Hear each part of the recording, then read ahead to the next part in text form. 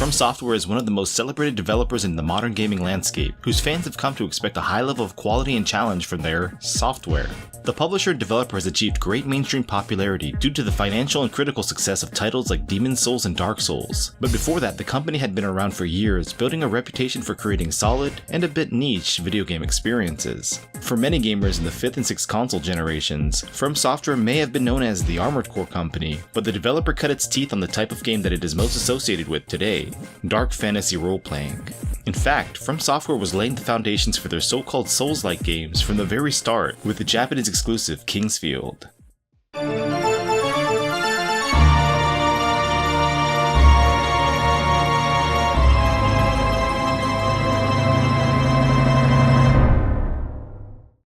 Published for the original PlayStation on December 16, 1994, Kingsfield is not only one of the very first games made for Sony's inaugural system, missing the December 3rd launch by just a week and a half, it's FromSoftware's very first game, period. While a game called Kingsfield was localized for North American and European markets in 1996, that game was actually the 1995 sequel to the original, Kingsfield 2. More than 2 decades on from its release, Kingsfield may not look like much at first glance, but it's really quite an impressive achievement from both a technical and design standpoint.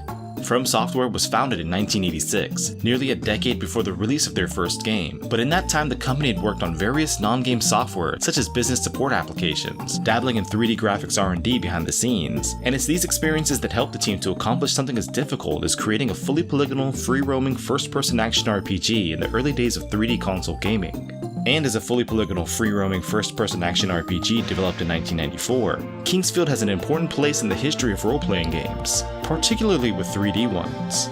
To put things into perspective, it came out in the same year as Elder Scrolls Arena, the debut entry in what is arguably the most popular first-person RPG series of all time. While Arena probably had very little influence, if any, on the development of Kingsfield, both were impacted by the original free-roaming 3D first-person computer RPG, 1992's Ultima Underworld. And in addition to that groundbreaking title, the Wizardry series played a large role in inspiring the creation of Kingsfield, as it did with most classic and not-so-classic JRPGs in the 80s and 90s. Popping the Kingsfield disc into the PlayStation and booting it up for the first time, the player is greeted with a brief cutscene sweeping through corridors and displaying the game's title rendered in 3D. The title screen is unique in that there are no options such as New Game, Continue, or Settings, and simply pressing Start will begin the journey. An ominous door opens the way to a world of dark fantasy, and the assumed protagonist slowly makes his approach. The background story to Kingsfield is revealed with a text crawl in the hallway housed behind this door. Deep within the forests, cloaked in swirling winds and fog, was a small country by the name of Verdite. Long ago, during a great battle where many men fell, there was one who saved Verdite, but then vanished into the thick of the forest. Who this was is now known only by the woodland mists. The people called this savior the Dragon of the Forest, and worshipped him at a temple built in his honor. In modern times, the story has passed on to legend, and the shrine has been repurposed into a quiet mausoleum for the royal family. Legend has it that the Dragon of the Forest will someday return bearing magical artifacts. However, deep within the temple, all remains silent. The hero steps onto what looks like a magic symbol. A light surrounds him. And then, loading. But after that, you're transported into the royal catacombs with no clear way of returning from whence you came. The introduction does little to clue in would-be adventurers as to what is going on or what they should be doing, but Kingsfield was of course made in an age when instruction manuals were a large part of the overall gaming package, and additional story details are outlined in the first couple of pages.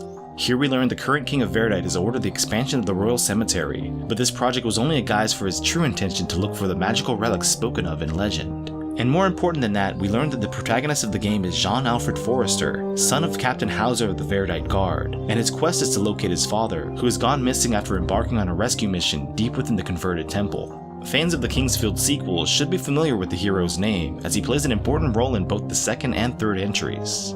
Much like those sequels and many of FromSoftware's titles that would follow, the player is thrown right into the game with little or no handholding, with many possible paths open to explore from the start.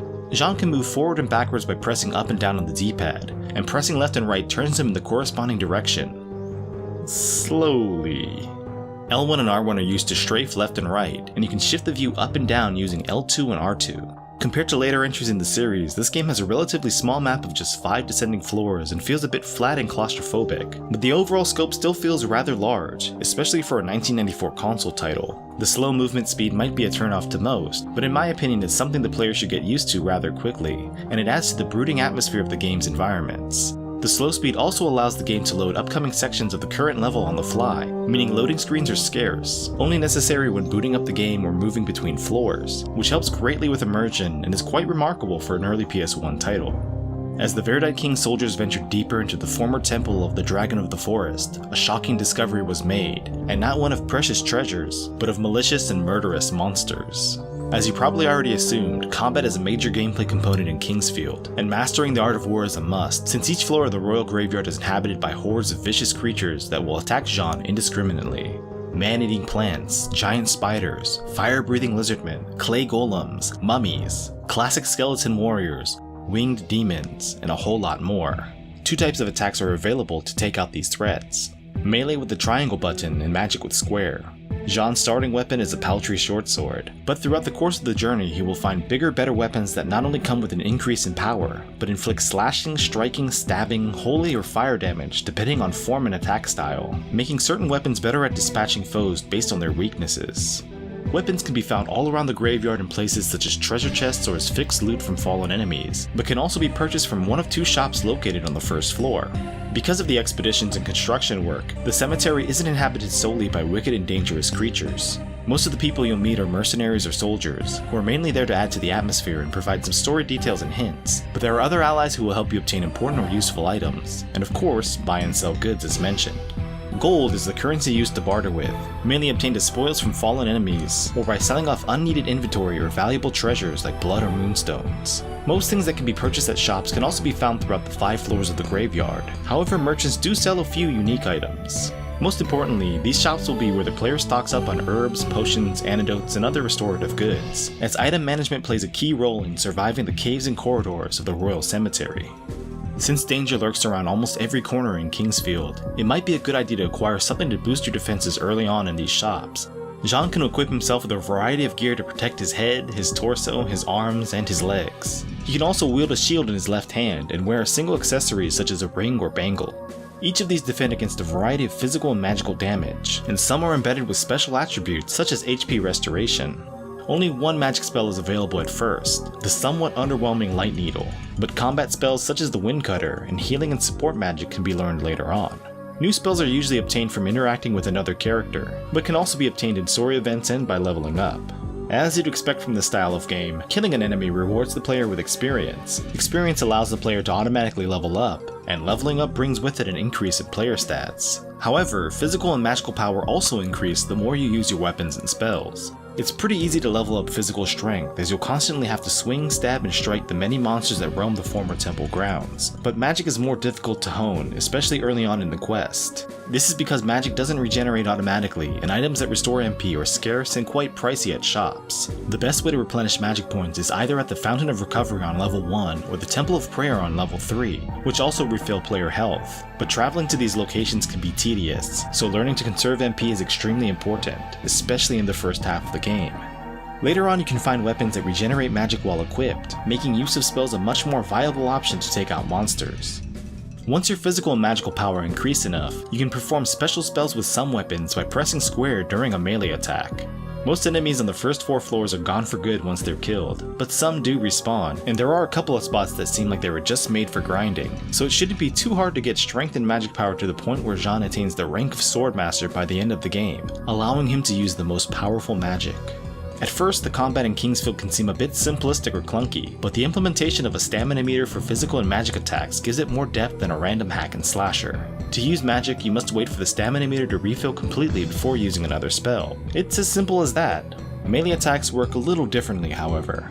You could smash the triangle button mindlessly, but it won't have much of an effect on the target as the amount of damage you dish out is linked to how complete the stamina bar is at the time of attack. A fully charged stamina bar means the next attack will be at full power, and when it's nearly empty, it'll be as if you're swinging a stick of cotton candy, but with results that aren't quite as sweet. Also, the rate at which the bar fills up is dependent on your character stats, so you may have to take some time to level up before you're able to effectively wield more powerful weapons. There are a few useful strategies to engaging with enemies without taking any or much damage yourself, including the classic strafe and attack method, but there's also waiting for a foe to attack and moving in while starting up your own attack a little early, and using a combination of melee and magic to stun lock your victim until he's dust. Pressing X or select will bring up the player menu, where you can equip different weapons and magic to experiment on which combinations work best. In the menu you can also check and use consumables or key items, use support magic, check Jean status, toggle a few standard options, and load a game save. Crosses are found across all 5 floors that function as save points, spread out just enough to where reaching one can feel like a godsend. A literal godsend, I guess. Since there's no traditional continue option on the main menu, previous adventures must be loaded from the start of a new game. One save takes up a hulking 5 blocks of the PS1 standard 15-block memory card, but allows for 3 adventures per save. Some enemies will inflict ailments including Paralyze, which severely restricts bodily movement, or Darkness, which greatly obscures Jean's field of vision. However, it's not just the living and the undead who are out to make the protagonist's life a living nightmare. The environment itself is full of hazards in the form of spike traps, poison wells, bottomless pits, and walls that shoot out a steady stream of deadly arrows. On the bright side, not everything in the environment is out to kill you, since there are invisible walls that often hide great treasures. These secret areas are discovered just by walking through the part of a wall that's an illusion. It's simple enough, but if you're having difficulty finding secret walls, using a Rod of Illusion will reveal their locations for a brief amount of time. The dangers only compound the deeper you delve into the dungeon-like cemetery, which is highlighted wonderfully by the game's soundtrack. Each floor has its own unique music track, starting off slow and reserved on floor 1, but gradually becoming more fast-paced and manic the lower you go, almost as if you were descending into insanity itself. Take a listen to what I mean.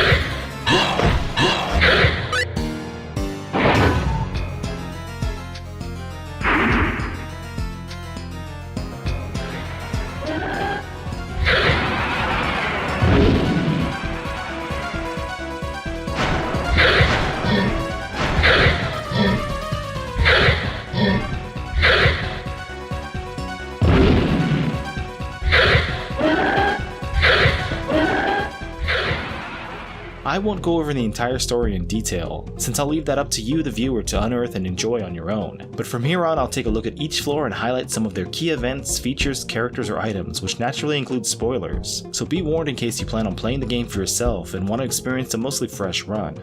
From the starting point, it's probably a good idea to head immediately left into the Warden's chambers, go to the very back room and discover an invisible wall containing a chest guarded by a skeleton warrior. Inside the chest is a small shield, and you may just want to grab the loot and run, since the skeleton can kill poor underpowered Jean with just a couple of sword swings. The secret room with the starting shield and a skeleton guard would become a tradition in the Kingsfield series going on.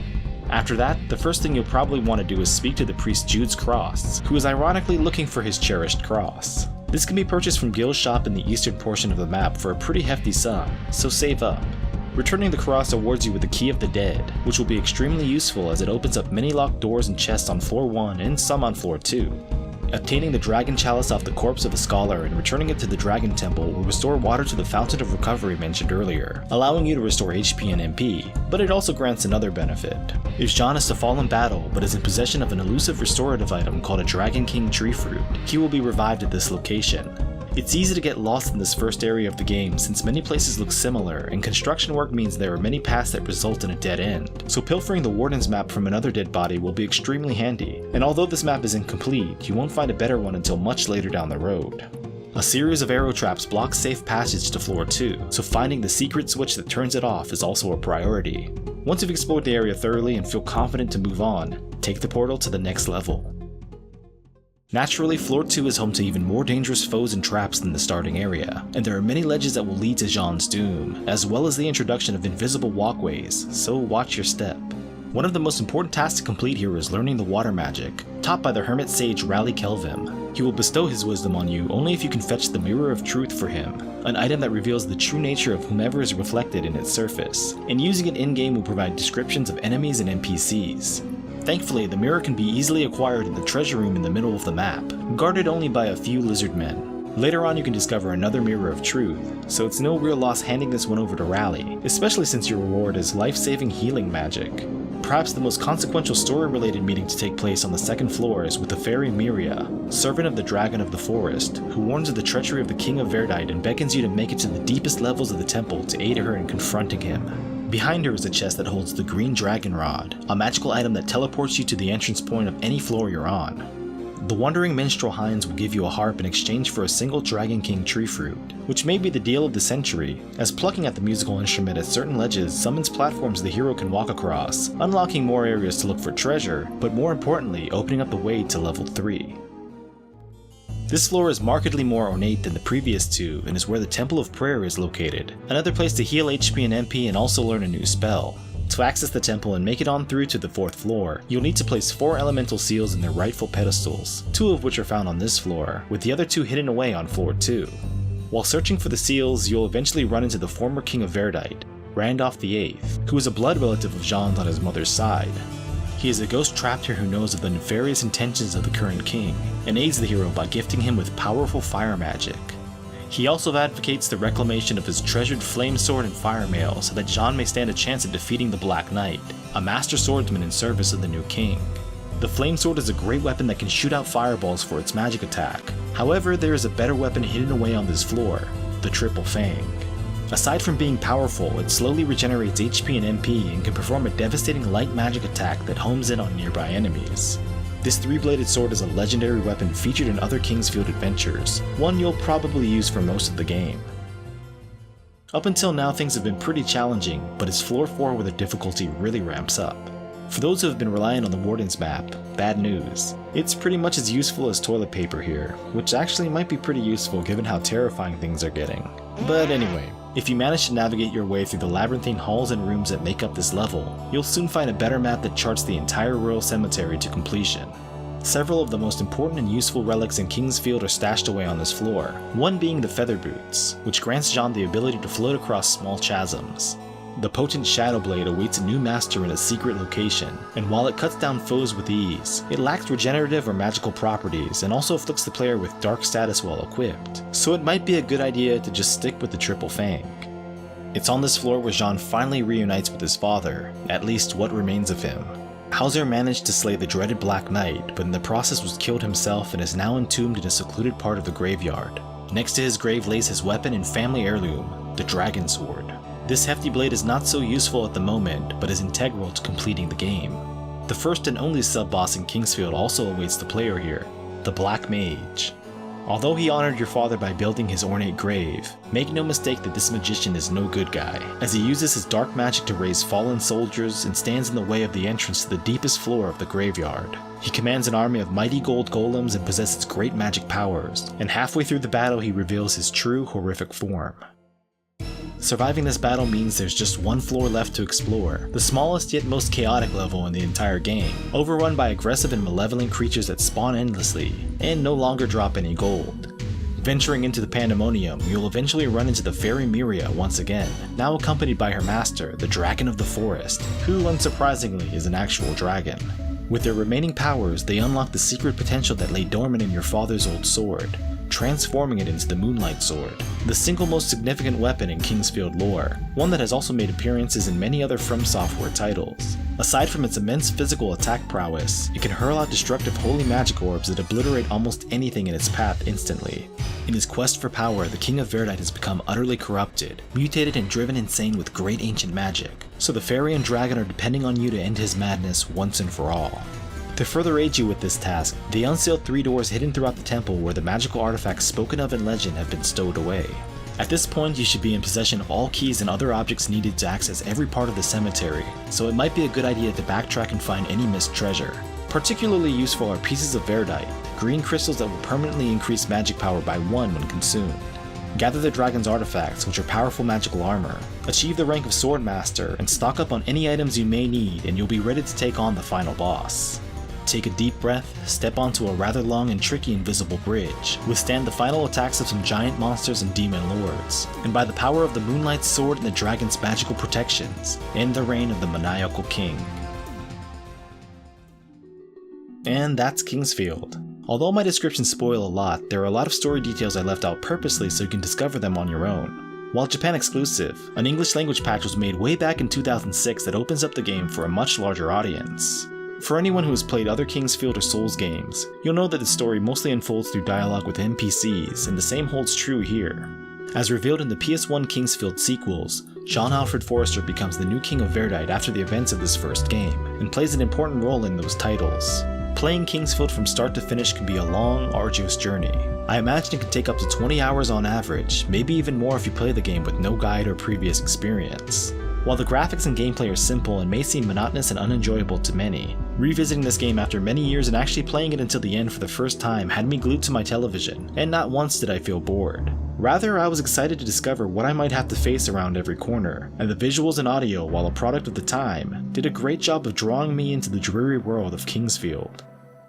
Obviously, as FromSoftware's first title, the legacy of Kingsfield cannot be stressed enough. Kingsfield 2 would be released in 1995 in Japan to even more fanfare, and the third game would be published the following year. Both PS1 sequels were localized for Western markets, attracting a small but hardcore following. Kingsfield 4 was developed for the PlayStation 2 in 2001, a relatively early title for the system, and this game would also see the light of day outside of Japan, retitled Kingsfield: The Ancient City. Adding to those proper entries were a few Kingsfield mobile games and a Kingsfield maker tool called Sword of Moonlight developed for Windows 95 and 98 PCs, which also included an upgraded version of the original Kingsfield. As of 2021, the final additions to the series would be published on the PlayStation Portable in 2006, called Kingsfield Additional 1 and 2, which were turn-based adventures more in line with the wizardry games that inspired the series in the first place. There wasn't much merchandise associated with the first Kingsfield, but a 1995 calendar and Moonlight Sword figurine were offered as promotion items at the time of the game's release. Along with the fourth title, 2001 would also see a reissue of Kingsfield 1 through 3 under the PS1 books line, and with these came the publication of a strategy guide by SoftBank that covered all 3 titles and a soundtrack CD that contained music from all 3 games.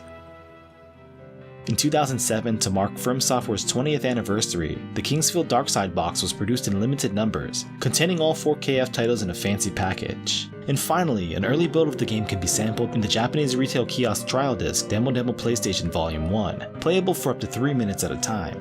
The influence of the original Kingsfield can be seen in a lot of FromSoftware's games to varying degrees.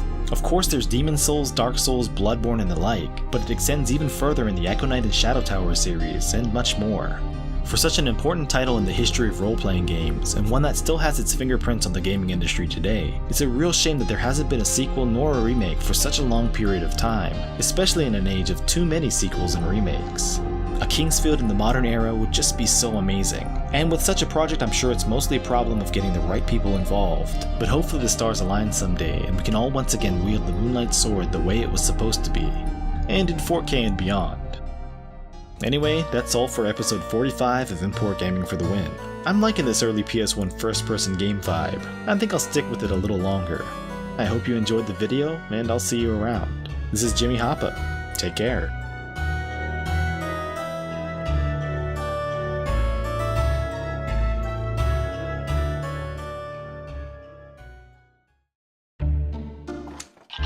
How would you like